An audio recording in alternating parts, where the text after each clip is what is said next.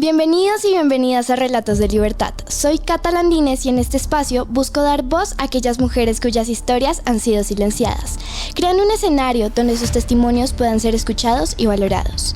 Relatos de Libertad se enfoca en compartir las experiencias de mujeres que han enfrentado el sistema carcelario y están en proceso de reintegración a la sociedad. Aunque normalmente utilizamos seudónimos para proteger la identidad de nuestras protagonistas, hoy tenemos el privilegio de presentar a Adriana Arango, una figura pública que ha decidido dar un paso adelante y compartir su historia. Adriana se destacó como periodista colombiana, fue presentadora del noticiero 24 horas y conductora del magazine matinal En Vivo con Adriana y Darío en la televisión nacional. Sin embargo, su vida dio un giro inesperado cuando tras la crisis de su empresa comercializadora de flores de exportación fue condenada a 7 años y medio de cárcel por captación ilegal de dinero y estafa.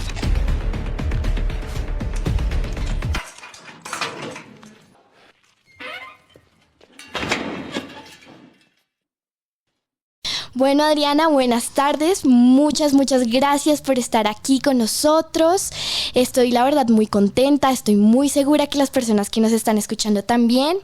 Quiero empezar esta entrevista, pues primero preguntándote cómo estás, cómo va todo, cómo te sientes. Cata, hermosa, muy feliz de que estés en mi casa, de esa presentación pues tan amable y tan generosa. Y sí, pues después de haber vivido una etapa muy oscura, muy dolorosa, muy vergonzosa, muy difícil de atravesar, estar aquí sentadas ya con paz en el corazón y con tranquilidad y poniendo la cara, porque yo pienso que la adversidad te toca, pero tiene que ser para transformarte para bien y sobre todo para contar tu historia, no de pronto como a manera de moraleja, porque cada uno tiene su proceso, pero sí para tocar fibras y para ver lo que realmente importa en la vida.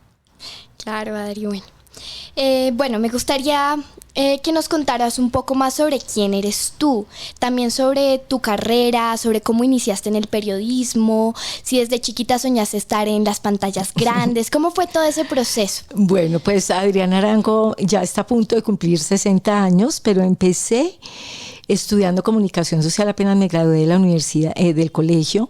Estudié en la Universidad Pontificia Bolivariana de Medellín, entré a los 16 años. Siempre fui muy buena estudiante, muy juiciosa, y escogí la carrera de comunicación social y periodismo para tener una formación mucho más integral. Pero yo realmente quería ir a ser publicista. Me encanta la parte creativa de producción y yo dije, no, de pronto teniendo una formación más completa en humanidades, en medios de comunicación, porque me tocaba ver radio, cine, televisión, en la parte de sociología, literatura. Yo dije, no, eso me da un bagaje mucho más amplio y sin querer queriendo, mira lo que son las cosas de la vida. Como digo yo, el hombre planea y Dios arriba se ríe. A mí me llegó la oportunidad de trabajar en Teleantioquia, que era un canal naciente, el único canal regional que existía, y estaban buscando talento, pero yo trabajaba, ya estaba pues en mi semestre de prácticas, trabajaba en el Hospital General de Medellín, trabajaba en la parte de en relaciones públicas, para una corporación que buscaba donaciones de empresas para hacer trasplantes de órganos y tejidos. Mira pues qué cosa tan lejana a los medios de comunicación. Total. Y un compañero de la universidad, Oscar Guarín, que en este momento es uno de los productores más grandes para Fox Telecolombia, me dijo, Adri, están haciendo un casting para un programa nuevo que va a empezar en Teleantioquia, ¿por qué no vas? Y dije, pues que yo en televisión, como que televisión no, pues me parece chévere, pero estoy haciendo mi tesis de grado en publicidad, tengo un novio súper celoso, trabajo de 8 a 6, ¿a qué horas? No, pues llama porque esos castings convocan a mucha gente y muchas veces se alarga el tiempo.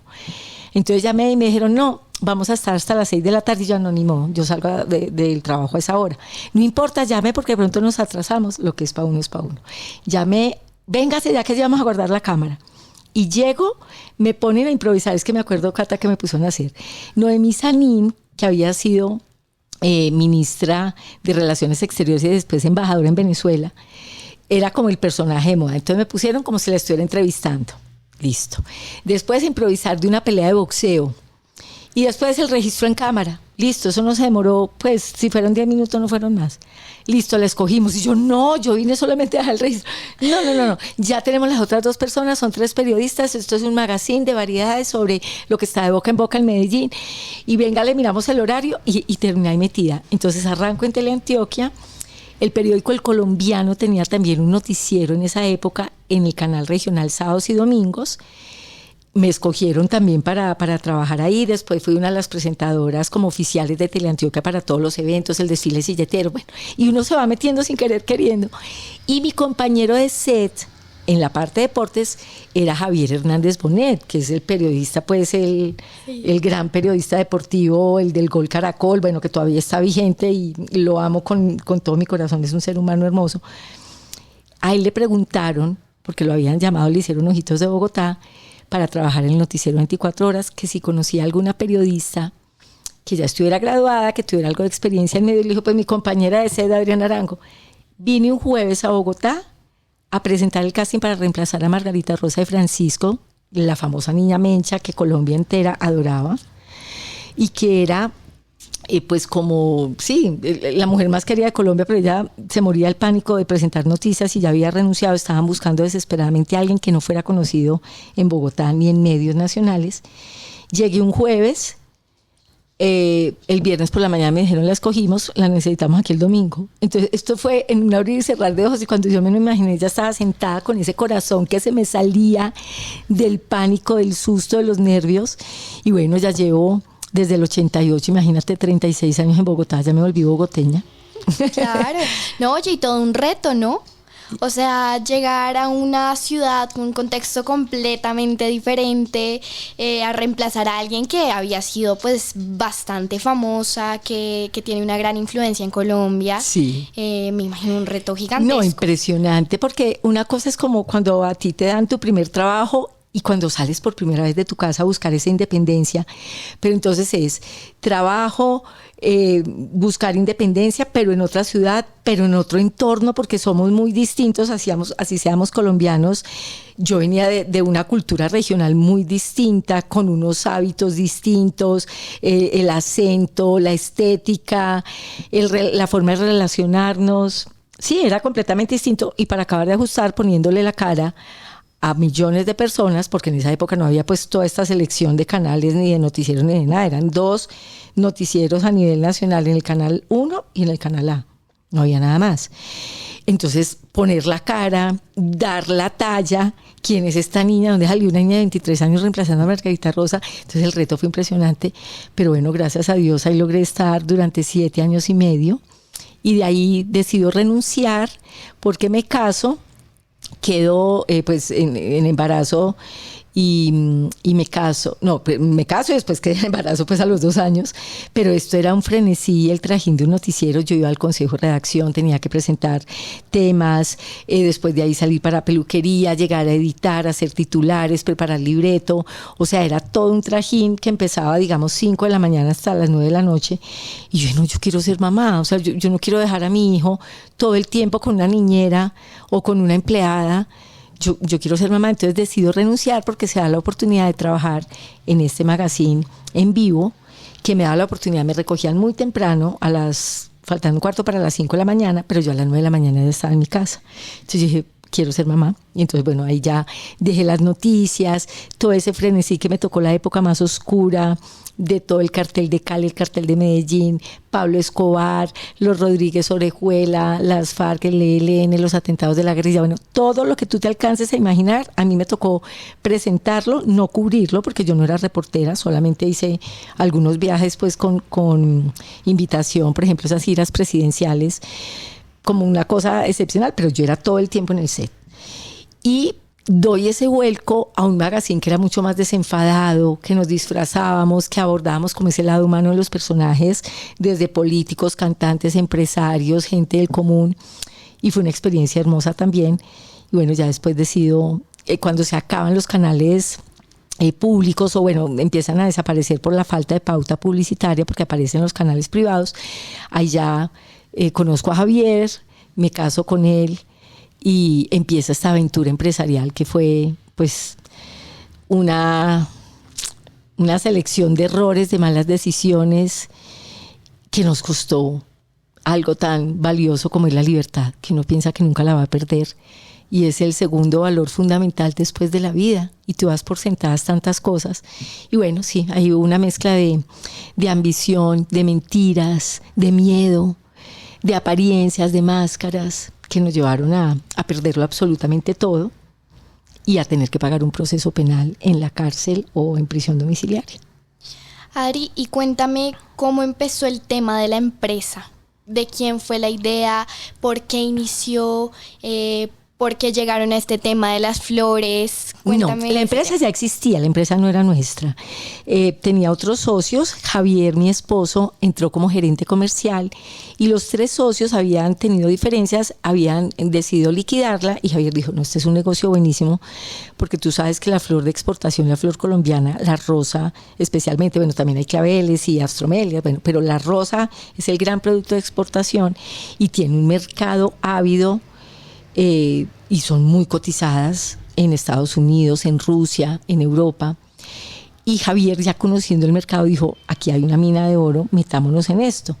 Pero metámonos en esto es muy fácil, como digo yo, en un cuadro de Excel. Tú en el cuadro de Excel eres multimillonario, pero eso tiene una cantidad de factores de riesgo enormes y necesita grandes flujos de capital. Por eso los floricultores colombianos o los ecuatorianos o los holandeses son pues con mucho dinero o traen latifundios de familias de toda la vida, es gente con realmente una capacidad financiera muy grande y nosotros pues no teníamos esa capacidad, pero sí los sueños y la ambición y las ganas de comernos el mundo.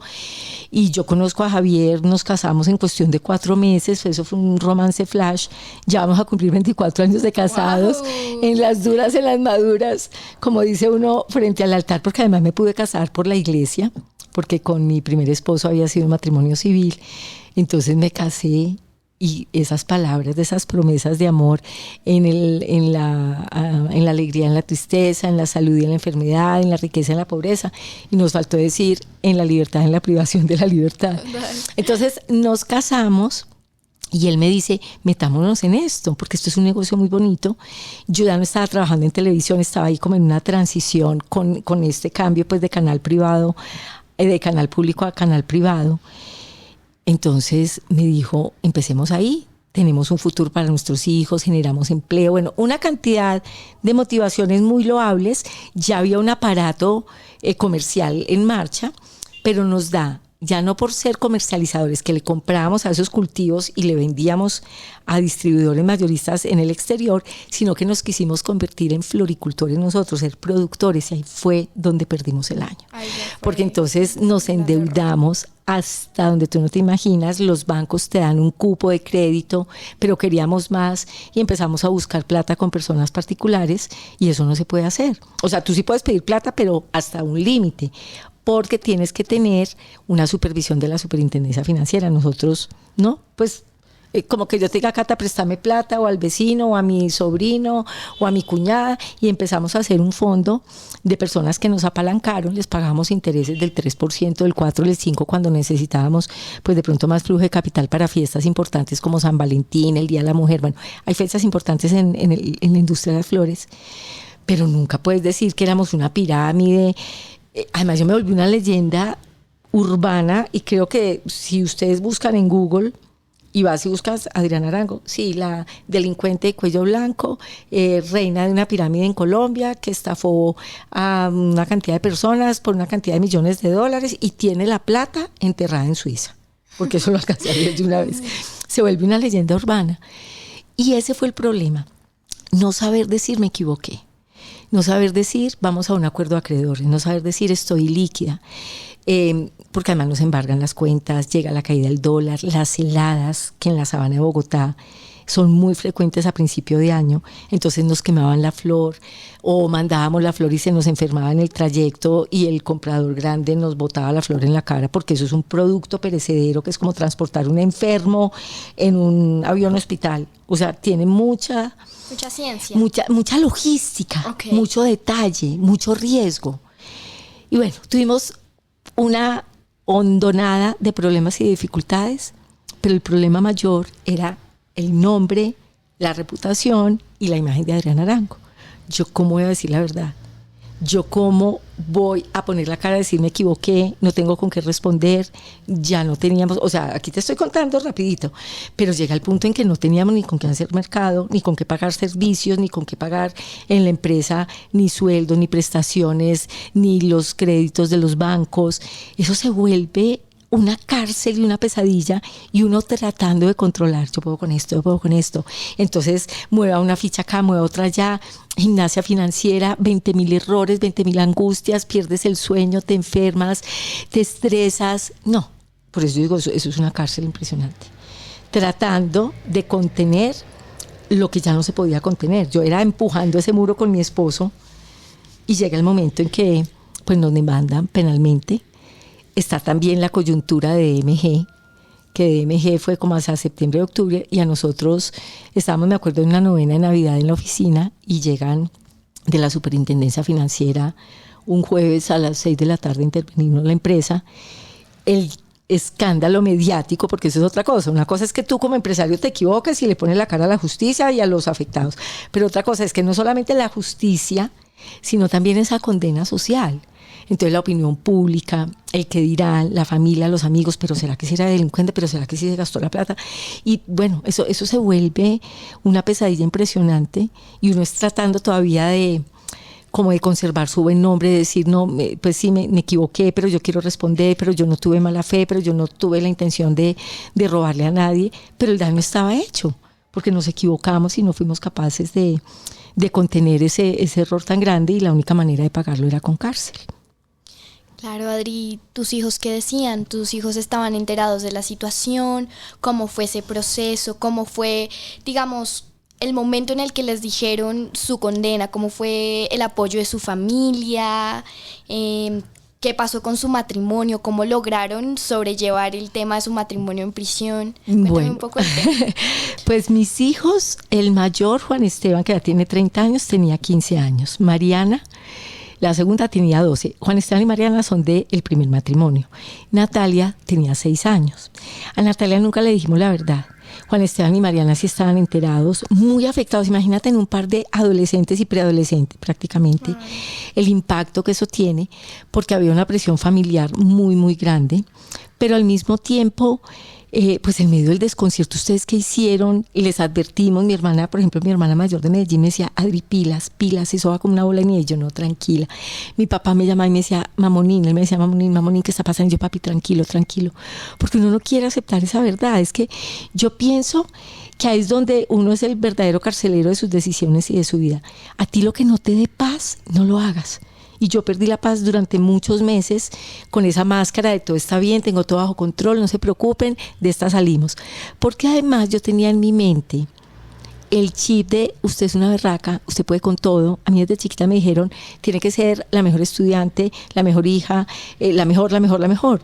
Que es como muchas veces los papás, con el amor del mundo, quieren que sus hijos se destaquen y descollen, y no nos dan la posibilidad ni de equivocarnos, ni de frustrarnos, ni de rendirnos, ni decir, de verdad, la embarré.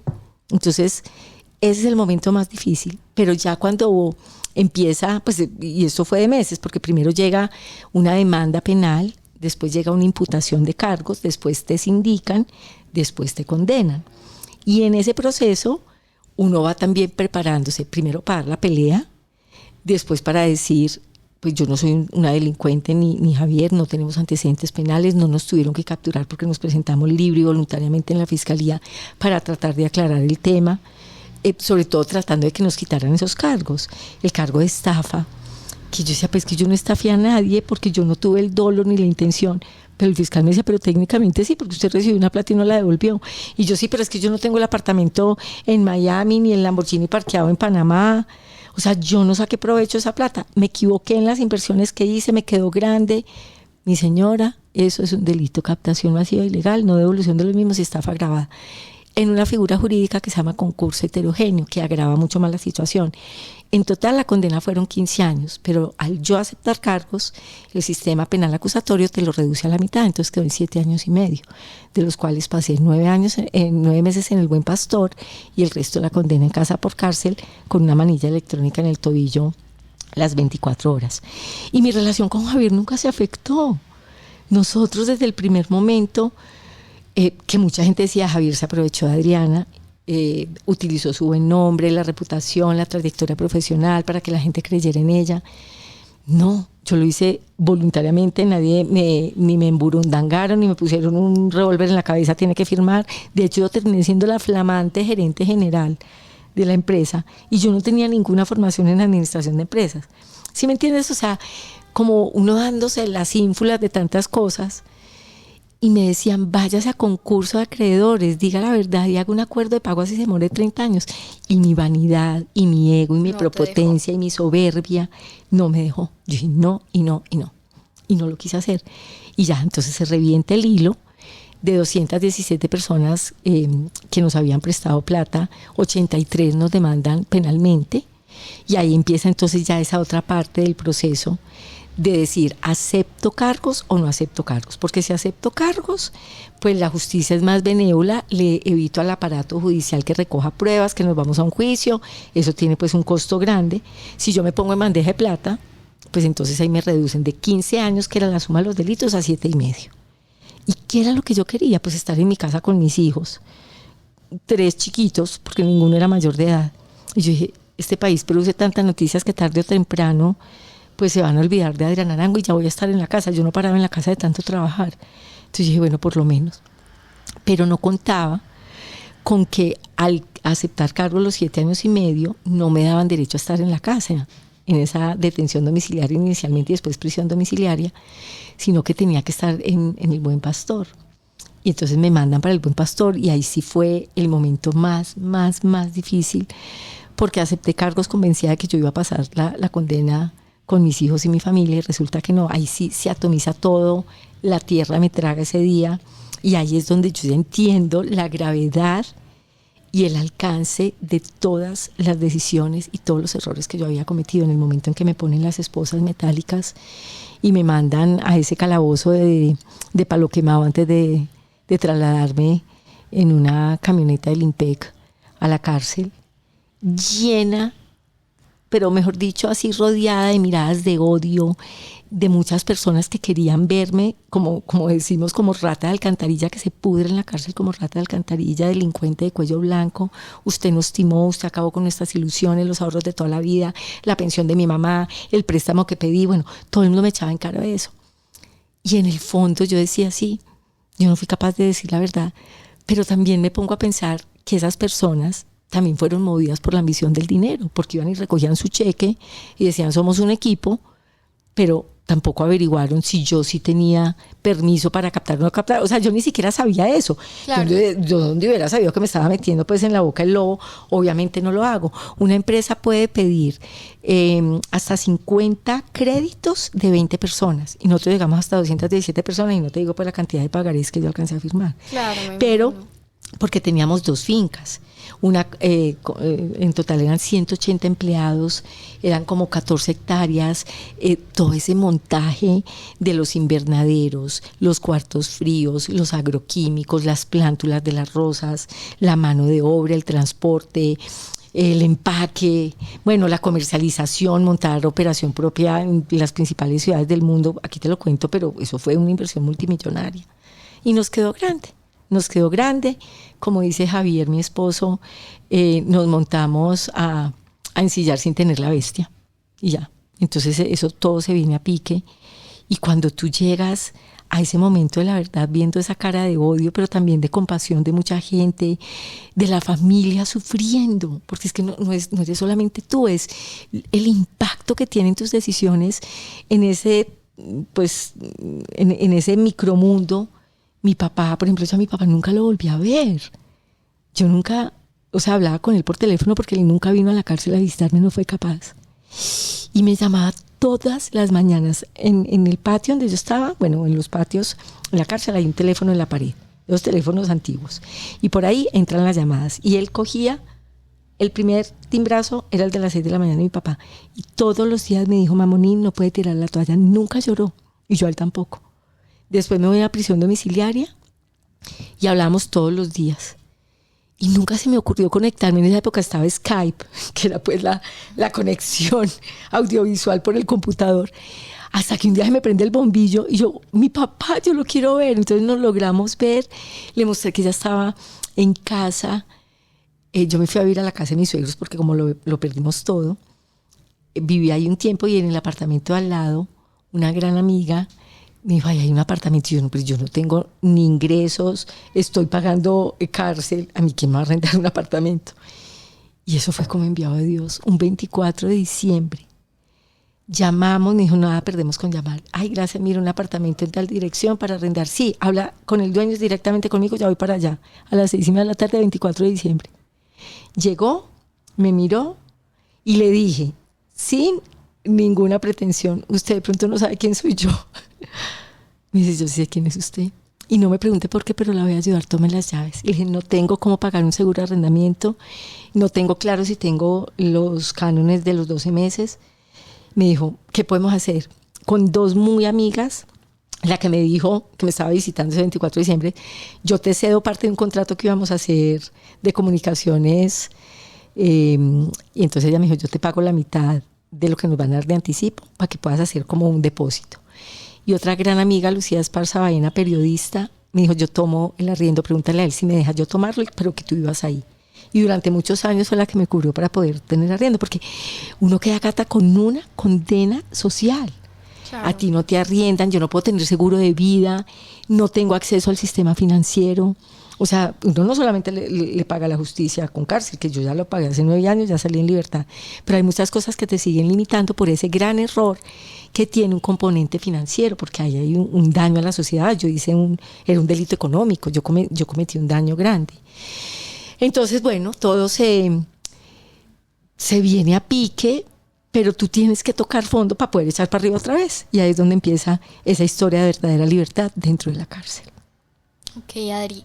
Me gustaría que me contaras un poco más la experiencia, digamos, del primer día en la cárcel. ¿Cómo fue esa primera noche? ¿Cuál fue la experiencia más dura que viviste en El Buen Pastor? ¿Cómo era tu relación con las otras reclusas? ¿Cómo es el tema allá adentro? Bueno, primero hago una precisión para que toda la gente lo incorpore. No se dice ni preso ni recluso, se dice personas privadas de la libertad. Reconociendo la dignidad de las personas, tanto las que están en este momento en ese proceso pagando su condena o las que ya la han recuperado como pospenadas. Bueno, entonces yo salgo de Palo Quemado, me llevan al calabozo, esposada, atravieso esa calle, el horror con toda esta nube de personas mirándome, unas con compasión, otras amigas, otras me querían, otras me odiaban. Yo decía, Dios mío, ¿yo a qué horas terminé en esto? Entramos en ese calabozo, Javier en una celda, yo en otra, nos despedimos solamente de voz. A él lo montaron en una camioneta y se lo llevaron para la Modelo, y después de ahí lo trasladaron a Zipaquirá y a mí me mandaron directamente al Buen Pastor. Yo me acuerdo que apenas llego y veo ese portón azul, y eso queda al lado de la escuela militar y de la Conferencia Episcopal Colombiana. Yo decía, pero esto podría ser como un garaje, un taller, una fábrica, un colegio, hasta que miro arriba y veo esas concertinas, todos esos alambres de púas, todas esas garitas con los guardias esperándolo a uno. Ay, yo me acuerdo que me di la bendición esposada y yo dije, en el nombre del Padre, el Hijo, el Espíritu Santo, amén. Dios mío, lo que tú quieras, como tú quieras, el tiempo que tú quieras, lo único que te pido es que me dejes salir con vida de acá. Porque uno tiene también una cantidad de elaboraciones mentales de lo que es ese mundo, de esos estigmas. Y yo decía que Javier también salga vivo y que nuestros hijos nos entiendan por este error, porque es que imagínate, pues el papá y la mamá de Natalia, pero Javier también, pues era el jefe de familia, porque nosotros vivíamos con mis 2 hijos mayores, entonces esa familia se atomizó. Y uno pensando, voy a pasar aquí 7 años y medio. Es muy difícil. Y apenas entro a la sala de reseñas, cuando me miden, me pesan, me toman todas las huellas dactilares de cada uno de los dedos de mis 2 manos y me ponen a mirar con ese cartel con el número de identificación carcelaria, esa imagen que todos hemos visto de la vida real, pero no con uno, de películas, de momentos donde tú ya realmente haces parte del sistema penitenciario. Adriana mira de frente, Adriana mira a la derecha, Adriana mira a la izquierda. Y pasar a un calabozo a esperar a que te clasifiquen, porque en la cárcel, dependiendo de tu estrato, de tu formación, si eres profesional, si eres solamente bachiller, si eres analfabeta, si no terminaste la educación primaria o secundaria, qué tipo de delito, cuál es tu entorno social, de dónde vienes, cuál es tu, pues, o sea, te hacen toda una clasificación. Entonces entrar en ese calabozo con otras 12 mujeres que estaban muertas del susto como yo, unas mucho menores. Hay mucha mujer joven en la cárcel, muchas por ley 30 que en ese momento, y creo que todavía pues es la ley de estupefacientes por microtráfico de drogas, de marihuana, de cocaína, de crack, de bazuco, o mujeres mayores, como pues casi que mi mamá, abuelitas, mujeres también de pronto profesionales como yo, que de pronto la embarraron por confiarse, por inocentes, por ingenuas, otras porque de pronto sí tenían una necesidad enorme. O sea, hay tantas motivaciones, pero todas mirándonos con esa cara de angustia, de incertidumbre, de cansancio, porque es que ese cansancio emocional desgasta mucho sin saber cómo hacer eso ahí. Y bueno, después de casi 45 minutos en ese calabozo que es sucio, pegotudo, maloliente, tú no te imaginas lo que es eso. Yo ahí me quité esa armadura de yo soy Adriana Arango. Y yo me di cuenta que yo era una mujer exactamente igual a ellas. Que no importa cuál haya sido mi educación, ni mi familia, ni si tuve 7 tarjetas de crédito, ni 3 anillos de diamante, ni si conocí Japón o tomé champaña. Eso pasa a segundísimo plano. Es simplemente la luz y la oscuridad que afloran ahí como seres humanos. Y eso te reconcilia con la vida. Porque entonces tú no te sientes ni más ni menos que nadie. Cata, yo no tuve un solo problema con ninguna de las 2.200 mujeres que hacían parte de esa población carcelaria. Te hablo del año 2009. Yo llegué el 16 de septiembre del año 2009 a la cárcel del Buen Pastor. Y a la semana siguiente se celebraba la gran fiesta de la Virgen de las Mercedes, que es la patrona de los reclusos, como dice la canción, aunque sí de personas privadas de la libertad. Y hacen unos desfiles con reinados, eso parece pues un mini Cartagena. Y bueno, entra como un ambiente más de fiesta, más desenfadado, la guardia es mucho más amigable, permiten el ingreso de familiares o para que lleven los disfraces o las comparsas, los ensayos, hay comida especial, hay gente que te manda regalos, kits de aseo. Algo tan simple como decir, no tengo cepillo de dientes, no tengo una toalla higiénica, no tengo un desodorante. Entonces hay como muchas iniciativas de muchas fundaciones y organizaciones que te llevan kits, y eso pasa en esas fiestas especiales, en la fiesta de las Mercedes, de el Día de la Madre, de Navidad. Sí, hay fechas especiales que uno como que se margina por un poquito y se le olvida un poquito que está en la cárcel, porque como que te consienten más. Entonces me tocó llegar en ese momento. Y bueno, fue hermosa la recepción por parte de mis compañeras de patio. Todas se me lanzaron a abrazarme. Me acuerdo que estaban en hora del almuerzo. Y yo ahí me pude quebrar. Yo no me había permitido llorar, porque como yo era fuerte y como usted puede con todo y como usted es una berraca, yo ahí ese día sí, ya dije aquí ya. Y me acuerdo que una amiga que murió por el COVID, que fue como uno siempre tiene un ángel como que lo acoge y te enseña esos códigos carcelarios para aprender a vivir, a convivir en la cárcel, me dijo en el oído, todo va a estar bien. Y a ver, hello, ¿cómo así que todo va a estar bien? ¿Qué puede estar bien en esto? Me dijo, vas a ver que todo va a estar bien. Y ahí logré estar 9 meses, logré entender un propósito, porque Dios me había llevado hasta allá, en que tenía yo que servir y aportar lo que yo sabía, no solamente profesionalmente, porque monté con otras 11 mujeres el periódico que solamente existió mientras yo estuve allá, porque después no lo siguieron haciendo. Se llamaba Desde Adentro, un periódico sobre el universo femenino de mujeres privadas de la libertad. Y lo hicimos, o sea, la mitad del periódico lo hacíamos nosotras y la otra mitad lo hacían otros hombres de la cárcel La Modelo, porque el hermano de uno de ellos tenía una imprenta. Entonces yo hice como una selección en los 9 patios, busqué quienes tenían el olfato periodístico, les enseñé diferentes géneros y cada una tenía su sección especializada. La que era abogada entonces se volvió la experta en temas jurídicos, yo hacía la corrección de estilo, hacíamos consejo de redacción y cubríamos todos esos temas, y con eso empecé a redimir tiempo. Y bueno, yo todos los días estaba ocupada, ya yo me levantaba con los pajaritos a las 4:15 de la mañana, hacía el rosario que me empezó a dar una paz impresionante, primero para ponerme en paz conmigo misma, y como digo yo, hay que poner la casa en orden para poder abrirla de par en par, porque uno llega lleno de culpas, de remordimientos, yo porque hice esto, yo porque dejé hacer lo otro, bla, bla, bla. Ese dolor de los hijos, Natalia, sin saber lo que estaba pasando, y yo le decía que me había ido para Medellín a cuidar a mi papá que estaba enfermo, porque mi mamá murió cuando yo estaba en embarazo de Natalia, ella no la conoció, y yo creo que mi mamá no hubiera aguantado este golpe tan bravo. Y le decíamos que Javier, como él viajaba tanto por el tema de las flores, que se había tenido que ir a viajar. Pero este cañazo nos duró 3 meses, porque era solamente contacto telefónico, hasta que la psicóloga del colegio nos dijo, la niña necesita verlos. Natalia llegó al punto en que se arrancaba el pelo, se pegaba contra las paredes. En una fiesta de los niños, disfrazada, mi suegra me llamó, porque ella se quedó, pues mis suegros se quedaron con la niña, y los 2 mayores se fueron con su papá. Me decían, Adriana, yo no sé qué hacer. Natalia está desenfocada, porque dice, ¿dónde están mis papás? Es que yo salí un día de mi casa, porque nosotros alcanzamos a estar 4 meses en detención domiciliaria, y un día que yo salí para una audiencia que yo pensé que era rutinaria en Palo Quemado, no volví. No volvieron. Porque la juez dijo, ¿y qué están haciendo ustedes en la casa? Si la suma de delitos dio 15, aceptan cargos, vamos a la mitad, son 7,5. Pues que para que estén en la casa son máximo 5 años. Entonces, señores guardias del IMPEC, ordeno el traslado inmediato de la señora Adriana Arango Muñoz al Buen Pastor y el señor Hugo Javier Coy Troncoso a la cárcel La Modelo. No, qué duro. No. ¿Y en qué momento le contaron lo que en realidad estaba sucediendo? Ella nos contó a nosotros a los 12 años, cuando ya estábamos a punto. Yo había recuperado mi libertad, a Javier le faltaban como 2 meses. Y a ella le pusieron una tarea del colegio. Tenía que decir qué era lo que más admiraba de su papá, lo que más admiraba de su mamá y cuál había sido el día más triste de su vida.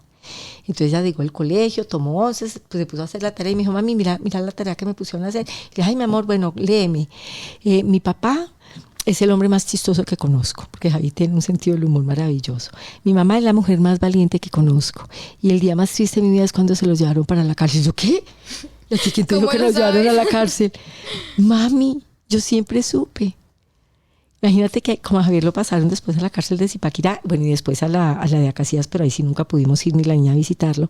Los niños tienen visita una vez al mes. Y la cárcel de Zipaquirá es una casa que hace esquina como de pueblo, pues no tiene cara de cárcel. Él estaba en un patio con otros señores, obviamente tenía la reja, pero era un ambiente como más amigable. Y a él le decían el profe porque Javier daba clases de inglés, después redimió un tiempo de su pena en el Caspete, en la tienda, bueno, entregando tintos, ayudaba a lavar cosas. Bueno. Y yo, en el patio en el que estaba, mis compañeras, como jugando a la vida es bella, como que es una verdad, pues maquillada como una mentira blanca para que la niña no se diera cuenta. Entonces nosotros bordábamos, tejíamos, porque hacíamos esas labores para después venderlas y tener pues una fuente de ingreso, y decía que yo estaba trabajando en un taller de manualidades y todas le hacían el papelón. Me dejaron entrarle unas muñequitas Barbie. Hay veces la visita era solamente de 20 minutos, porque a mí no me gustaba que ella hiciera la visita tradicional de una vez al mes, entrando a las 8 de la mañana y saliendo a las 4 de la tarde, porque esas requisas, esas filas, ahí sí se siente el ambiente cárcel. Y yo dije, yo no quiero que ella viva eso. Entonces mi suegra me la llevaba en un permiso especial que podía ser de 20 minutos, de media hora, 40 minutos, pues como gran cosa. Y yo ahí optimizaba el tiempo, jugábamos Barbie, yo le jugaba que estábamos en una spa, la consentía. En la cárcel en esa época la pizza era deliciosa, no sé si todavía está igual de rica, porque hay una panadería muy rica, y muchas de las mujeres reciben capacitación del SENA, entonces se especializan en panadería. El pan de la cárcel era delicioso, la pizza deliciosa. Entonces yo con lo que vendía o con la plata que me daban pues de la red de apoyo que conseguimos, me consignaban en el TD, que es la tarjeta, en el Banco Popular, y yo ahí iba descontando. Entonces cada vez que mis hijos iban, yo les tenía o panelita Copelia, o un bonjour, o una pizza, o un croissant. Tomábamos onces, la consentía y ella nunca se daba cuenta. Yo creía que no se daba cuenta, que mi mami y ustedes siempre estuvieron en la cárcel. No, yo casi me muero. O sea, mira la forma, la nobleza de ese ser ingenuo de 6 años, que luego me ve llegar a la casa con una manilla electrónica y que ella decía, ¿por qué no puede salir? No, mi amor, porque es que nosotros cometimos unos errores, pero nunca mencionamos la palabra cárcel. Y ella sabía que eso era cárcel, pues no sé por qué, o si alguien le contó, o ya bueno, después de los 7 años con uso de razón, empezó como a asimilar más, o de pronto buscó algo en Google, pues, no tengo ni idea, sí. Entonces fue muy impactante para nosotros, pero también muy liberador, y le pudimos contar con mucho más detalle toda la historia del principio. Y para ella eso también fue liberador, esa niña que era retraída, callada, temerosa. Ahorita cuando venga de pronto la vas a ver, es una papeleta, una caja de música disciplinada, ahorrativa, generosa, noble, como que cogió lo mejor de ese aprendizaje de los papás y ella también lo asimiló para sí misma. Adri, tengo una preguntita, yéndome un poquito hacia atrás. Tú me contabas que apenas tú entras a la cárcel hacen como un estudio de quién eres para saber cómo en dónde ponerte. ¿Tú tenías algún trato especial por ser figura pública? No, a mí me iban a meter en un patio, pero por seguridad, porque era un delito financiero, me metieron en un patio de funcionarias públicas. Fue como el único, digamos, no sé si privilegio, sino una decisión a criterio de la dirección de la cárcel, porque yo no solicité nada. Mucha gente pensaba que yo les había pasado plata, jamás. De hecho, muchas personas de la cárcel que tienen plata, o en ese momento podían tener plata, podían tener acceso, digamos, a una cubeta de huevos a la semana, que pues eso no se puede, o podían comprar cigarrillos, y se mueve también bajo cuerda lo que siempre hemos oído. O sea, yo aquí no estoy diciendo nada que la gente no sepa. Se mueven como dos mundos, el mundo que es supuestamente controlado y el mundo de bajo cuerda, que muchas veces personas que llevan mucho tiempo en prisión logran controlar por sus influencias, por su poder, por su capacidad intimidatoria, por su plata, no tengo ni idea. Pero yo jamás. De hecho, me dejaron entrar 3 pantalones, 2 pares de zapatos colgados de un gancho. Mi mesa de noche era una caja de cartón, no tenía televisor.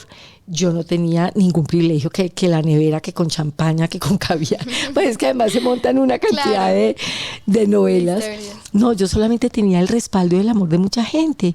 Imagínate compañeras mías de kinder que yo no veía. Pues como se volvió una noticia no solamente nacional, sino también mundial, y eso se corre de boca en boca, amigos de barrio, compañeros de la universidad, del colegio, profesoras, gente que incluso ni siquiera me conocía. O sea, tuve esa solidaridad, y yo todavía, incluso después de haber salido en libertad hace tantos años, hay veces me encuentro en la calle con gente y eso se me botan. Y me dice, usted no sabe lo que yo oré por usted, lo que yo le pedí a Dios que le diera la fuerza. Mucha gente solidaria, otra gente que me mira con recelo, otra gente que no me ha podido perdonar. Pero bueno, yo ya hice como mi proceso y yo me siento también en paz con eso. O sea, yo ya no me mortifico por lo que el otro piensa, dice, siente o mira con respecto a lo que fue mi historia, mi experiencia y mi situación. Eso es un proceso de cada uno. Lo respeto y oro por los que no me han podido perdonar. O sea, eso sí los tengo en mi corazón todos los días. Adri, y las mujeres privadas de la libertad, ¿sabían quién eras tú? O sea, ¿te conocían? ¿Sabían que había salido en televisión, que eras una figura pública? ¿Cómo fue eso? No, pues de hecho, el día que yo llegué, a mí me trasladan de esta sala de reseñas, pues, o donde te hacen, sí, como el registro, más que reseñas, el registro, y del calabozo, entramos a la cárcel. Yo iba con la subdirectora, que era una capitana, y veo de uno de los patios, hazte de cuenta, Cate, esa imagen que uno ve sábanas así, blue jeans, toallas, a través de los barrotes, y una cantidad de caras gritando, bienvenida a la cárcel de mujeres, el buen pastor Adrián Arango. Eso hacía. Y yo, ay, Dios mío. Había salido en el noticiero, porque pues transmitieron al final de la audiencia que me habían revocado la detención domiciliaria por la reclusión intramural, que así es como se llama, y me mandaban para la cárcel. Entonces, todas viendo el noticiero, ya eso se había vuelto, pues mejor dicho, claro. Aquí yo decía, llegó carne fresca, esto me van a picar viva, me van a comer, esto va a estar impresionante. Esto va a estar impresionante. Y no, era una forma como de acogerme. Y como interactué con tantas de ellas, porque yo me metía en todas las actividades, yo he sido, mejor dicho, la más entusiasta. Yo no supe querer estar en depresión, no me victimicé. Yo desde el primer día me levanté y yo dije, bueno, Dios mío, ¿yo para qué llegué acá? solamente escuchando los pajaritos al amanecer, esa primera despertada. La primera noche fue liberadora porque, como te decía ahorita, yo solté como ese muro de contención. Yo digo que lloré más que la represa de Hidroituango, lo que yo no me había permitido llorar.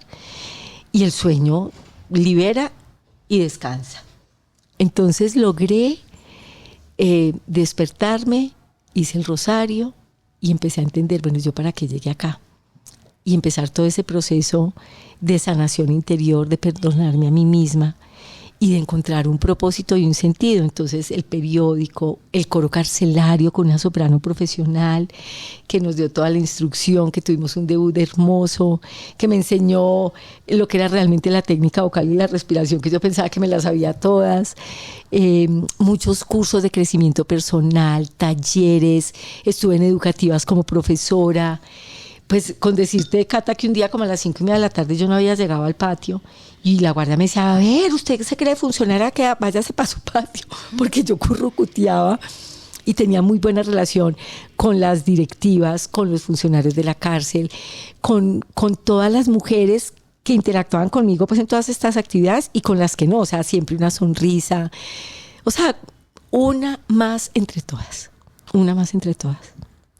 Adri, ¿y qué sentiste cuando te dijeron que te iban a dar casa por cárcel? ¿Tú lo pediste o cómo fue el proceso? Claro, imagínate que tuvimos casi 6 intentos fallidos porque como era un personaje público y había tal presión mediática, y no sé si de algunas de las personas afectadas que pronto pullaban por ahí pues en el sistema judicial, que eso puede pasar. No tengo pruebas, pero pues...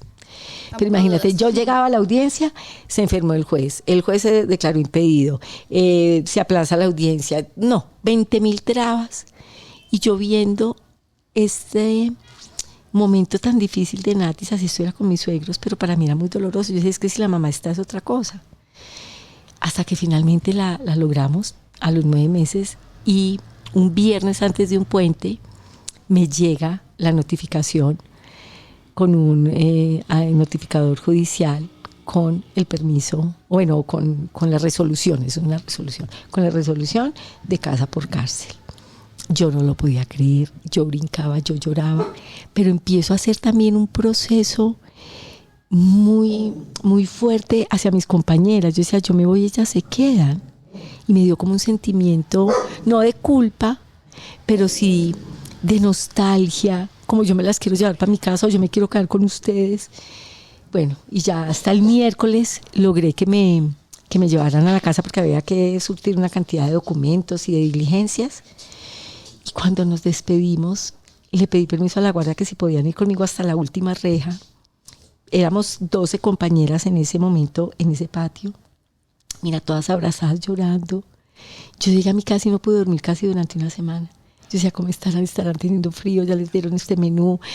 Bueno, fue muy doloroso esa despegada porque no volví a saber de ella, solamente la que te decía ahorita, que fue mi ángel que murió en el COVID, y en una ocasión nos reunimos como 4 o 5 a comer pasteles de yuca porque la mamá de una de ellas en las visitas llevaba pastel de yuca, a todos nos fascinaba y ya en Libertad nos reunimos, pero fue la única vez. Ya no volví a saber de la vida de ellas, no, pero fueron determinantes en mi vida, determinantes. Claro, fueron un apoyo gigante en ese momento tan complicado por el que estabas pasando. Adri, ¿y cómo era el tema de casa por cárcel? ¿Podías recibir visitas? ¿Podías estar con tu familia? Sí. ¿Al cuánto tiempo de salir pudiste reunirte nuevamente con tu esposo? Bueno, a mí, estando ya en casa por cárcel, me permitían la visita conyugal. Cuando yo estaba en el Buen Pastor, yo iba una vez al mes a visitar a Javier Zipaquirá. Y en casa por cárcel también me permitían, pero mírame lo irónico y lo chistoso. Me tocaba irme por mi cuenta, con la manilla electrónica obviamente, hasta el Buen Pastor. Un domingo tenía que estar ahí a las 5 de la mañana. Yo me levantaba a las 3, me arreglaba, me ponía como si fuera para luna de miel, porque era pues visita conyugal. Y a las 5 de la mañana nos reseñaban en ese calabozo las que íbamos para diferentes cárceles a visitar pues a sus compañeros. Yo volvía a las 2 de la tarde, me llené de sellos y de todo, y además nos llevaban con una guardia impresionante en bus o en camioneta del IMPEC, pero pues muchas veces hasta con grilletes, una cosa pues de alta seguridad. Y llegaba, bueno, váyase para su casa, y yo salía caminando hasta la 80 a bajar caminando hasta la NQS, hasta la 30 para venir en bus para la casa. Pues como toda esa parafernalia, pero tú vas y vuelves. Claro que ahí también es porque te dan como un parte de confianza. Claro, un de parte que de bueno, confianza. y te vamos preparando para cuando salgas. Cuando ya tengas realmente libertad. Exacto. Y Javi volvió a los 2 años a la casa. Estuvimos en casa por cárcel los dos y podíamos recibir a las personas que quisiéramos hasta la hora que quisiéramos, pero no podíamos salir. Yo pues creo que ni al SHUT me dejaban ir. Para permisos especiales, pues obviamente las citas judiciales, el juzgado, se llama juzgado de ejecución de penas, que es el que controla como el cumplimiento de la condena, pero el juzgado de conocimiento es el que tiene como todo el proceso en la cabeza. Entonces, hay veces me llamaban a audiencias, o si tenía una cita médica, pedía permisos especiales, digamos, para el grado de mis hijos, pedí ese permiso especial. Había eventos del colegio, unos me los autorizaron y otros no. Ay, y eso era durísimo cuando me decían que no. Entonces a uno le vuelve ese remordimiento, pero bueno, uno tiene que hacer ese proceso de sanación propia para no enloquecerse y para no mortificarse. Ya lo que fue, no hay que volver al pasado. ¿Qué tengo para hacer con las herramientas y con los recursos que tengo a la mano? O sea, ¿cómo voy a empezar de cero? Y ese tiene que ser como el propósito de uno, tanto estando en la cárcel como después de recuperar la libertad, que de pronto es mucho más difícil. Porque tú ahí, mal o bien, pues ya estás a salvo, tienes comida, tienes techo, tienes tus servicios públicos resueltos. Y lo digo sobre todo por la mayoría de las personas en Colombia que pertenecen a los estratos 1 y 2 y que vienen de condiciones de vida muy, muy dolorosas, muy deplorables, donde muchas veces ni siquiera los visitan, donde son engañados por muchos abogados leguleyos que le dicen deme 3 millones y en 3 semanas está fuera y se roban la plata y se pierden. Entonces hay mucho dolor, mucha rabia y muchas heridas abiertas. Yo no tenía eso. Yo solamente tenía era para dar, y más que con una visión de periodista, porque a los periodistas, a la mayoría les encanta el mundo carcelario como a la gente. Pues mira la cantidad de series que hay del mundo de la cárcel. Sí. Eso es truculento y eso genera un morbo en la gente impresionante, hasta que a ti te toca vivirlo. Claro. Y lo ves desde este lado. Y como yo siempre digo, está la oscuridad, pero también está la luz, porque tú puedes ser realmente tú mismo y te vas transformando para bien. Y yo pienso que la mayoría de las personas, si se permiten la oportunidad de encontrar esa libertad en su corazón, salen siendo mejores personas y la vida les vuelve a florecer. Yo estoy convencida de eso. Pero es una decisión y tiene que haber esa voluntad de realmente quererse transformar y arrepentirse de todos los errores y las equivocaciones cometidas. Adri, me gustaría preguntarte cómo era el tema de la manilla que llevabas, o sea, cómo notificabas si salía, o sea, cómo era el control. Ok, la manilla se pone en el tobillo. Ahorita me hiciste aquí la señal de la mano, lo que pasa es que en la mano se la quitaban más fácil. Okay. Entonces en el tobillo es más difícil quitársela, ya siempre la ponen en el tobillo y eso está conectado, eso tiene un chip que tiene monitoreo 24 horas, 7 días de la semana, 365 del año, con centros de monitoreo que hay. El mío estaba en Pereira, el IMPEC tiene como 2 o 3 a nivel nacional. Entonces a ti en cualquier momento te llaman para verificar si eres tú. 2 de la mañana, suena tu celular.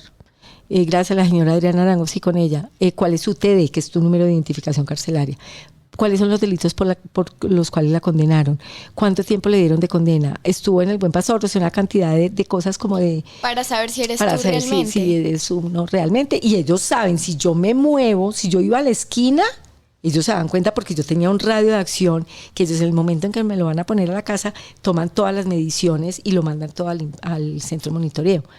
Entonces ahí se dan cuenta si uno se movió, si no se movió. Y si tenía el permiso del juzgado, mandaban la autorización primero a la cárcel y la cárcel al centro de monitoreo. Ok, ya entiendo. Sí. ¿Y cómo fue el día que te lo quitaron? Bueno, entonces imagínate que yo estuve en la casa, bueno, 9 meses en el Buen Pastor y en la casa estuve 5 años larguitos. La condena total física fueron 6 años y 5 meses, porque eran 7 años y medio, pero al trabajar en el periódico, en el coro carcelario, hacía manillitas en macramé, fui profesora en educativas, entonces redimí tiempo. Y yo había cumplido mi tiempo en junio del año 2015. Me acuerdo que el día que se cumplía ese plazo, Joana Bahamón de la Fundación Acción Interna me había invitado a hacer el primer TEDx en una cárcel. Era creo que el primero en América Latina, el segundo a nivel mundial. Entonces, bueno, me dieron todos los parámetros, éramos como 4 o 5 speakers, me dijo no te puedes pasar de 17 minutos, monté mi historia y esa es la historia con la cual ahorita se llama Las Manos Mágicas, doy una charla de resiliencia y bueno, para empresas, para colegios, para instituciones, en grupos católicos, bueno. Y preparo yo esa charla, llego allá muerta del susto y me acuerdo que digo, yo hoy debería presentar esta charla y salir en libertad, salir con mi boleta. Pero se demoró hasta el 6 de agosto, casi 2 meses, sí, 2 meses en que me después llegara. Entonces yo me volví para mi casa, esperé y nada que llegara la boleta de libertad. Y eso lo publican en la página del Ministerio de Justicia, de la rama judicial. Y Javier ya había llegado a la casa, él estuvo los 2 últimos años. Y llega un día, me acuerdo que era un martes. Yo estaba en el cuarto, yo tenía un mini escritorio con un computador, a mí me daban trabajo para hacer corrección de estilo o redacción de contenidos, entonces estaba ahí trabajando. Javier estaba en el otro computador como en una salita ahí al lado, pues como de la sala. Y yo me acuerdo que yo había entrado al baño y de pronto grita, mi amor, te dieron la libertad. Yo me salí, ¿yo qué? Y ahí fui, me pegué del computador y me dijo, mira, lo primero que hice fue arrodillarme y darle gracias a Dios. Y lloraba, y lloraba, y lloraba, y lloraba, y lloraba. Y obviamente la reacción de mamá llamar a mis hijos. Juan Esteban, el mayor, estaba estudiando aviación en Estados Unidos porque el papá es piloto y lo había pagado pues en una academia su carrera allá. Lo llamé y le dije, Nano, me dieron la libertad. Y él es súper parco. Ah, qué chévere, mami. Bueno. Ay, Mariana, no. Mi hija, la mayor, estudiaba en la Sabana Comunicación, estaba en clase en ese momento. Nani, me dieron la libertad. Mami, estoy en clase. Cuelgue. No, Natalia estaba en Ibagué con mis suegros. Obviamente amamos a mis suegros, pero la niña tan chiquita. Total. Y bueno, fue una emoción enorme. Yo esa noche no podía dormir. María Elvira Arango, mi amiga, la periodista, pues la de los informantes, que ha sido un ángel en todo este proceso, no, hermosa. Ella me había dicho, dame la entrevista. Y le dije, te la doy cuando sale en libertad, obviamente, pero se publica cuando a Javi le den la libertad, porque no queremos que de pronto haya trabas o ahí o algo. Entonces me dijo, bueno, yo te recojo. Entonces llegó con la camioneta de los informantes, me recogió porque yo tenía que ir al otro día a presentarme a la cárcel a que me quitaran la manilla electrónica y me dieran ya, y uno firma y pone, bueno, y ya la resolución de que ya soy libre. Y era el 6 de agosto, que es el cumpleaños de Bogotá. Entonces ella me recogió y yo tenía que estar en la cárcel como a las 2:30 de la tarde. Entonces me recogió como a las 2 con el equipo filmando y todo. Y yo salgo en cartera y me dice, a ver, ¿para qué cartera para la cárcel? Y dije, ¿tú crees que yo después de 6 años y medio de no usar una cartera, tú crees que yo voy a salir sin cartera? Entonces yo me fui de cartera, que me quitaron la manilla electrónica. Y me decía, aparece la reina Isabel. ¿Qué meterá la reina Isabel en esa cartera? Bueno, bobadas, pero fue muy emocionante. Fui con Mariana, con mi hija. Nos dejaron casi hasta las 7 de la noche, casi no me atienden. Yo no sé si fue como la negligencia que muchas veces se ve, o lo que decimos terapia, como que te prueban hasta el último momento tu capacidad de aguante y tu paciencia y no te descontroles, que nosotros aquí somos los que mandamos la parada. Total. Ay, pues yo decía, ya soy libre, aquí si me toca dormir no me importa. Y bueno, finalmente me dieron la libertad, llegué a la casa. Como era la fiesta de Bogotá, entonces había ciclovía nocturna. Me acuerdo que pasó el tren de la vivienda, yo logré sacar, teníamos un perrito y lo logré sacar y yo me fui hasta la esquina y yo casi no vuelvo viendo todo. Mi hija y el novio, entonces no, vamos a Carulla y compramos algo para comer algo especial. Yo, Cata, veía todos los stands y los carros gigantes. O sea, es una sensación de volver al mundo muy loca. No, y es que además pasó mucho tiempo. O sea, me imagino que todo estaba súper cambiado. O sea, claro, también debió ser un shock gigantesco para ti. Mira, montañeradas que yo cuento. Algo tan bobo como lo que te dan para esperar en los restaurantes. ¿Cómo se llama eso? Pues el espera que la lucecita, ese vibrador. Sí. ¿qué es esto? Yo no podía creer, como una montaña. ¿Cómo así que no sabe? Los lavacabezas en las peluquerías, que uno queda como en un avión ahí todo, sí. Porque una amiga me invitó, me dijo, te voy a invitar a que te hagas corte, masaje, tinte, lo que quieras. Entonces yo me sentía como una princesa.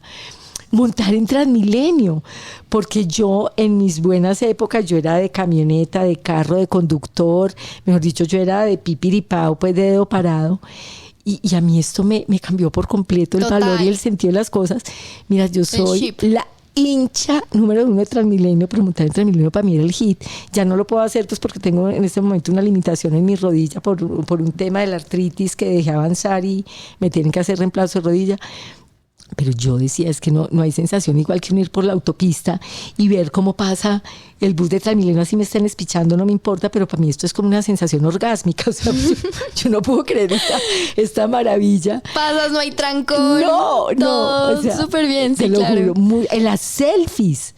Yo no sabía que era una selfie. Yo tomé una foto, una selfie, ¿qué es eso? Bueno, una cantidad de cosas que ya hacían parte de la vida de la gente y para mí todavía no. Entonces claro, no era normal para ti, te estabas adaptando nuevamente. Sí, así fue. Adri, quiero que me cuentes también un poco sobre cómo sigue la artritis, cómo va, cómo empezó el tema, cómo lo manejaste en la cárcel. Bueno, en la cárcel, la artritis empezó, eso es una historia que también es un quiebre en mi vida muy, muy doloroso. Mi hermana, que había nacido el mismo año que yo, nosotras fuimos 4 hijas. Sandra, Claudia, Adriana y Ana María. Claudia nació en febrero de 1964 y yo nací el 30 de diciembre del 64. Éramos confidentes, amigas, compartíamos el cuarto, los amigos, la ropa, los juguetes, absolutamente todo. Okay. Y Claudia se suicida cuando tenía 18 años. Y yo estaba en la casa, en un segundo piso, donde quedaba el cuarto de mis papás. Cogió el revólver que mi papá tenía. Ella estudiaba medicina, iba en 4º semestre. Y ella se disparó. Asumimos que fue un tema de amor por un novio que tenía mucho mayor que ella, que tenía una relación formal con otra persona, y Claudia era pues como su amiguita, su amante. Asumimos que fue por eso. Mi mamá se encerró 3 años y no volvió a salir del cuarto después de ese momento tan trágico. Y salió con artritis. Y yo la desarrollé cuando nació Mariana, mi segunda hija. O sea, mi hija mayor, pues, a los 32 años. Ya voy para 28 años con la enfermedad. Y pasé por todo, por reumatólogo, por medicina alternativa. Estuve metida en Nueva Era, me salí de la Nueva Era, volví a la Iglesia Católica, soy la más devota, pedí perdón por todos los pecados que cometí también en todas esas prácticas que no son, pues, de Dios. Y después me hice un tratamiento de células madre que me quitó todos los dolores y los síntomas. Y yo pensé que me había aliviado y resulta que la enfermedad siguió avanzando. Entonces primero me cogió los pies, no solamente unos juanetes muy pronunciados, porque eso sí, taconeé, las botas más puntudas, las más altas, bailé lo que no te imaginas, subí, bajé escaleras, brinqué, o sea, una vida muy, muy activa. Entonces, además de los juanetes, los dedos de los pies empezaron a engarrotar. Y yo no pisaba con los dedos, sino con la planta de los pies. Y eso empezó a afectar la marcha, después pasó a rodillas y ya va en cadera derecha. Estoy esperando que ya me operaron un pie, pero la rodilla izquierda está muy afectada, no hay cartílago, no hay tendones, pero la artritis se volvió a activar. Entonces estoy en este momento controlándola otra vez con medicamentos, medicina alopática, médico tradicional, que incluso me dijo, usted está casado 2 veces, con su esposo y ahora conmigo. Esto es de por vida, esto a usted no se le va a quitar. Usted pensó que se había aliviado, pero es una enfermedad incurable, pero con medicamentos la vamos a controlar y usted va a recuperar su calidad de vida y la vamos a poder operar. Pero primero tenemos que descartar el riesgo, como está inflamada, que no le pegue la prótesis o que haya una infección, y eso puede ser gravísimo. Entonces ahí voy. Pero pues mi espíritu firme, con el bastón, hago fisioterapia, lo que no puedo hacer pido ayuda. No puedo bailar, que me encanta. Ay, no puedo bailar, no me puedo arrodillar. Por ejemplo, claro, para cuando estoy en mísima o adorando al Santísimo, lo hago de pie o me recuesto pues sobre la banca. No me puedo tirar al piso con mis nietos, pero bueno, pues sí puedo hacer muchas otras cosas. Entonces es ver lo que hay y no lo que no hay. El lado positivo. Exacto. Bueno, Adri, primero que todo quiero decirte que lo siento mucho por lo de tu hermana. De verdad, empatizo mucho contigo. Yo tengo una hermana chiquita y wow, no me lo imagino, o sea, muy fuerte, Sí. de verdad. Primero tú y tu familia muy fuertes por afrontar esa situación porque no debe ser para nada fácil. Y nada, pues lo siento muchísimo. Tan linda, muchas gracias. Y sobre el tema de la artritis y de la enfermedad, de verdad espero que te recuperes pronto. Y también te quería hacer una pregunta relacionada. ¿Tú sientes que de pronto esta manilla que te dieron en casa por cárcel afectó también un poco el tema de la artritis? Imagínate que el día en que, o sea, yo estaba primero viviendo al lado de mis suegros y después me pasé para otro apartamento más pequeño, en otro estrato, en estrato 4, porque pues yo estaba generando unos ingresos. Monté en mi casa, eso parecía, como me decía Mariana, mi hija grande, ay mami, esto parece un ventorrillo de tienda. Le dije, mi amor, de eso estamos viviendo. Todas las revistas de multinivel yo las tenía. Entonces a mí me iban a visitar y yo vendía ropa interior, maquillaje, cocas para almacenar, peluches, galletas de mantequilla, carteras. Y con eso yo empecé a tener como esa posibilidad de, pues de poder salir adelante. Se me fue la pregunta. Sobre el tema de la artritis y la manilla carcelaria. Pero yo, ¿por qué llegué a ese punto? Espera. Se te fue la paloma, no te preocupes. No, pero espera, ¿por qué? ¿Qué era lo que te iba a contar? Ay, ¿qué fue lo que me preguntaste exactamente? Si sientes que la manilla que te pusieron... Ah, listo, Sí. listo. Entonces me pasé para un apartamento más chiquito y allá el día que me pasé me fueron a poner la manilla y yo no pude dormir. Empecé a preguntar y me dijeron, puede ser que hay una carga electromagnética muy grande, puede ser que hay una corriente de agua, eso lo que hay unos expertos en radiestesia que dicen cómo afectan, por ejemplo, todos los aparatos electrónicos, los celulares, y como es una carga electromagnética, yo estaba conectada, Claro. prendida todo el tiempo. No, y todo el tiempo. Me empezó a torcer los codos, yo por ejemplo los codos los tengo recogidos, las manos, los hombros, un dolor impresionante, y ahí fue entonces ya con el tiempo que busqué la medicina regenerativa con las células madre y me quedó la deformidad estética, pero a mí no me dolía nada. Hasta que ya me empezó a afectar fue la parte de movilidad. O sea, a mí las manos no me duelen, pero las tengo deformes. Y hay muchas cosas que no puedo hacer, por ejemplo, abrir un frasco, los brazos hacia atrás no puedo, pues mira, no tengo pues mucha flexibilidad. Claro, digamos, sí, exacto. entiendo. Bueno, Adri, quería preguntarte, además del tema de la cárcel, de la experiencia que viviste y de lo que me cuentas de tu hermana, aunque creo que eso ya respondió la pregunta, ¿cuál ha sido el momento más difícil que has vivido? Pues sí, el shock del momento de la muerte de Claudia ese día fue muy, o sea, eso es una pesadilla, eso es una tragedia. La privación de la libertad, lo que te decía en esa sala de audiencias cuando me dicen, no, usted no se puede quedar en su casa, usted va para la cárcel. Y yo había aceptado cargos pensando en quedarme en la casa con mis hijos. Entonces ahí fue cuando te conté ahorita, trágame tierra. Pero en sí que yo diga, yo no voy a poder con eso. A mí mucha gente me dice, yo no sé cómo pudo. Y le dije, no, es que uno puede. Y puedo con eso, y no es jactándome de nada. Uno puede, con lo que Dios le mande, Dios siempre está a tu lado para algo. Él tenía un propósito conmigo, y como siempre lo he dicho en mi testimonio y en las charlas que doy, yo de pasar de dar malas noticias, yo fui la mala noticia, y ahora solamente quiero dar la buena noticia de cómo uno puede aceptar el error, volver a empezar, poner la cara, aprender de los errores y convertirse en un mejor ser humano. O sea, para mí el tema de angustia, de miedo, de desolación no existe. Yo borré eso de mi vida, seguramente porque me volqué en Dios y en la Virgen, porque fueron los que me agarraron y porque digo, la buena nueva que yo tengo para dar es que Jesús cambió mi vida.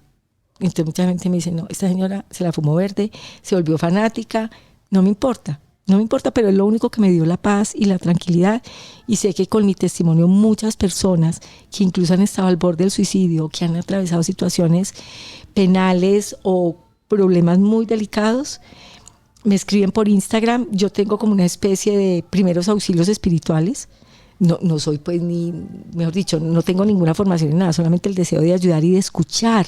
Es que muchas veces escúcheme y como que genere empatía conmigo en lo que usted vivió, yo también lo estoy viviendo, cómo hizo. Y cada uno verá cómo lo resuelve. Pero entonces yo le digo a la persona, llámeme, los escucho, les doy 2 o 3 pautas que no sé si les sirven o no, algunos les han servido, algunas de esas personas las he conocido, nos hemos hecho amigas. Por algo me pasó a mí esto y para algo.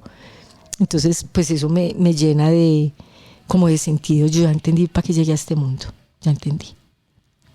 Adri, ¿y tú sientes que después de todo lo que viviste y todo lo que pasaste, has logrado empezar de cero?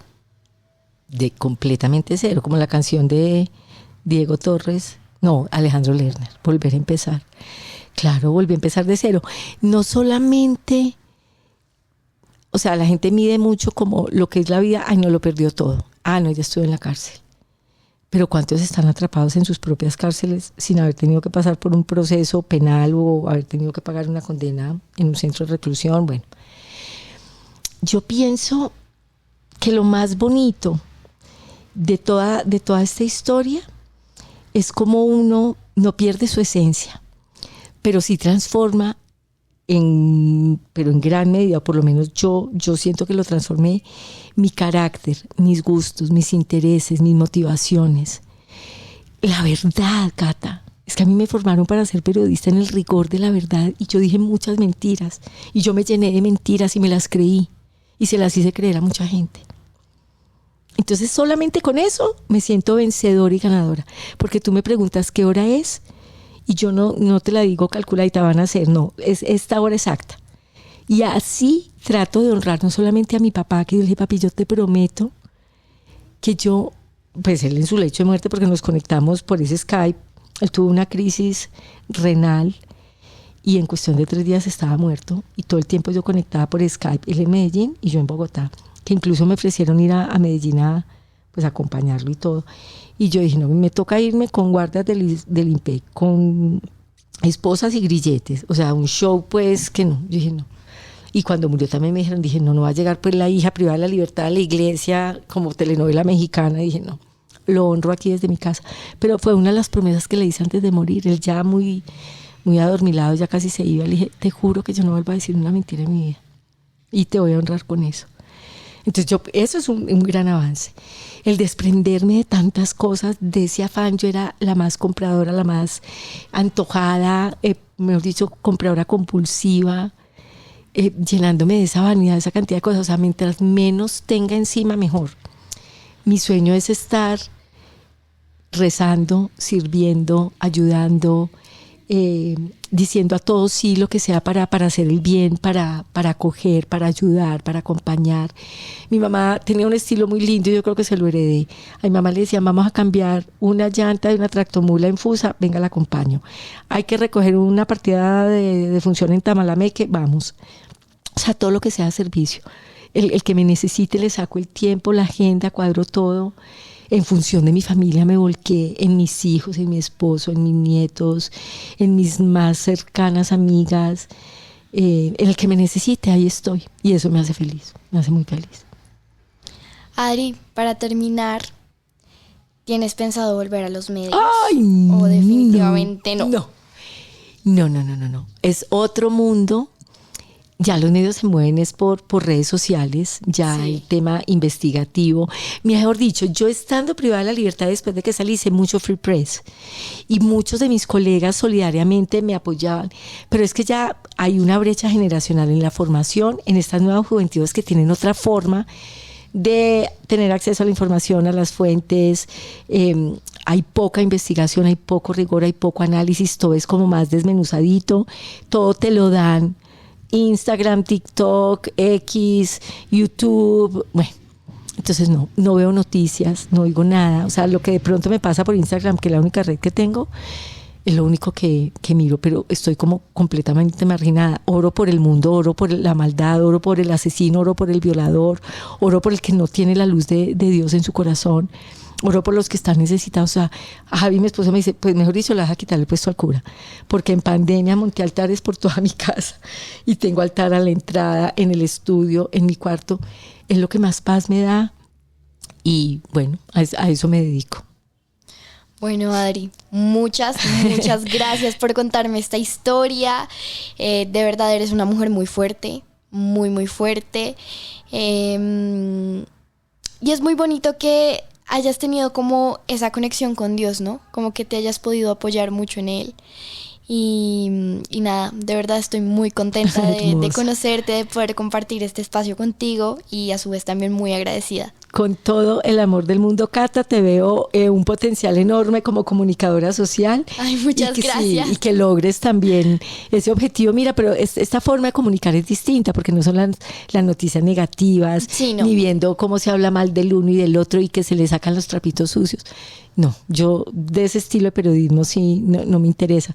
No sé si vuelva a los medios con iniciativas como de este tipo, no sé, pero yo, como le digo a mucha gente, ya estoy en modo abuela y en modo avión. Dueña de mi tiempo, no quiero marcar tarjeta, no quiero que me presionen. Por ejemplo, unos amigos que me ayudaron en su momento como creadora de contenidos y bueno, me pagaban. Me llamaron la semana pasada, pero necesitaban para dentro de 15 días un mamotreto de información. Le dije, eso no se logra. Tienen que buscar a alguien que se quiera dedicar. Yo quiero cocinar, quiero recoger a mi nieta en el jardín, quiero ir a misa, quiero ir al Santísimo, quiero hacer siesta con mi marido. Estoy en otro momento de la vida, pues es que imagínate ya jubilada. Entonces, en lo que pueda contribuir, pero que, como digo yo, no me da cosa que me encuneto. Gracias a todos por escuchar. Hoy hemos compartido la historia de Adriana Arango. Una valiente mujer quien nos abrió su corazón para contarnos su dura experiencia sobre cómo a causa de malas decisiones terminó en la cárcel. Gracias, Adri, por ser parte de este proyecto y por tu valentía al compartir tu relato. A ustedes, nuestros oyentes, les agradecemos también por acompañarnos en este viaje. Quédense atentos porque seguimos activos y pronto tendremos más capítulos de Relatos de Libertad.